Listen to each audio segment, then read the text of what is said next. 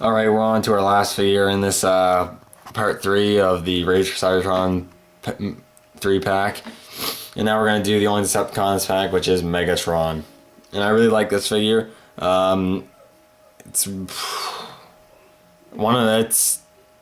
probably my favorite Megatron, or really close to be my favorite Megatron that I have. I don't have a ton of Transformers figures, but he is a really cool Megatron. And I'll show you him in his tank mode. So tank mode's alright. I mean, it's nothing too special here. You got the cannon there. It looks really nice. It's sculpted in a clear purple translucent plastic, which I thought wouldn't look too good, but it doesn't bother me. It looks kind of cool, actually.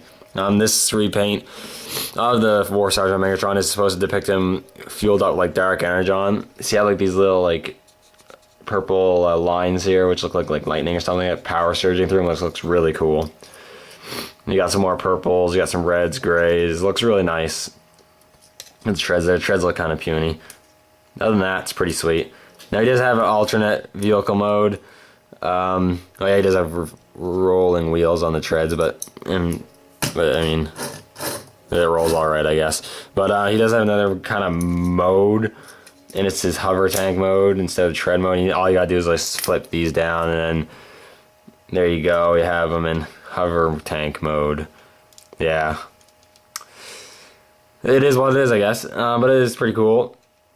Looks very nice, but that's all there really is to the vehicle mode. Now, transformation-wise, he is a fair amount easier than the other ones. All you gotta do is flip those up, detach the cannon, and just flip that up actually, and flip these down, and fold these out. And also fold these back up like that.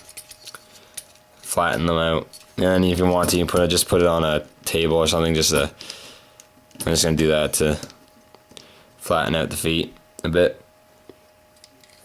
And then you basically have the legs done already. You go here, undo that, swivel around, fold, accordion it in. Then you take the arms, shoulders, you kind of fold them out. Pull them out or whatever. It's hard to say the movement. Then what you want to do here is you want to use your fingernails if you got them. Flip out the two halves of his hands and put them together. Fold down. You have his arm. So I'm just gonna do that quickly on the other side.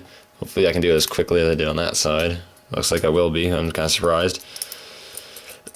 Now we're really almost done. All we gotta do is take the back part, flip it up like so, and flip up his head and raise his chest piece like so, then just clip his cannon into his arm, and then there we have Megatron.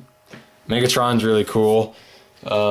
Size comparison him with the other figures, he's about the same height as them all. He's a bit big. He's a bit bigger in terms of his overall mass, but he is really cool. He's definitely he looks big and imposing. I really like the look of this figure. Really nice. And the repaint of it actually looks pretty good. I really do like it.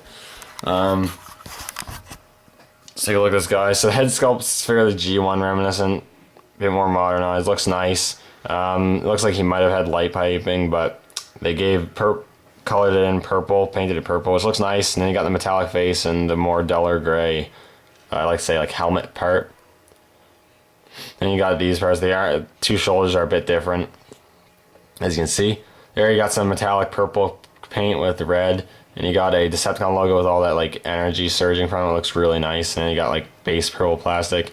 Got some metallic silvers, and then some more reds, purples there, red there with the same power there. And the feet are a little big, but that makes him have better stability, so it's alright. You get the metallic purple right there, and you get to see the treads there. It looks really nice. I really like that. And then you got his big old cannon, which is really cool. It does actually fire. Not very well. I mean, it doesn't fire too far. It doesn't have a whole lot of stopping power, but it does shoot. Like that. That didn't even barely go anywhere. It's not an overly powerful shot, but that doesn't bother me, of course. I don't really care one way or another. I just keep it stored in there, and that's fine. Overall, it's a really good looking Megatron figure. I really do like it a lot.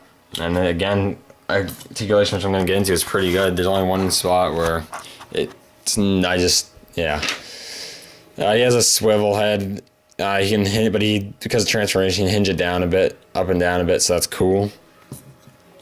He has swiveled his shoulder as well as a hinge up and down. It's a bit hindered though, as his shoulders are so big. He has a hinge in the elbow, which is pretty big range of motion. Swivel there.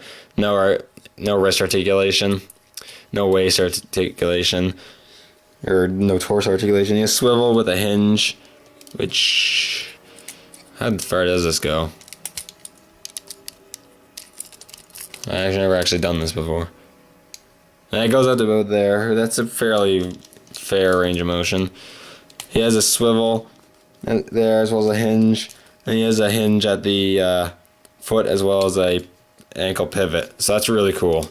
Like I said, you can get this guy into some pretty cool poses. I just quickly posing him there. Like you can get him into some pretty sweet poses.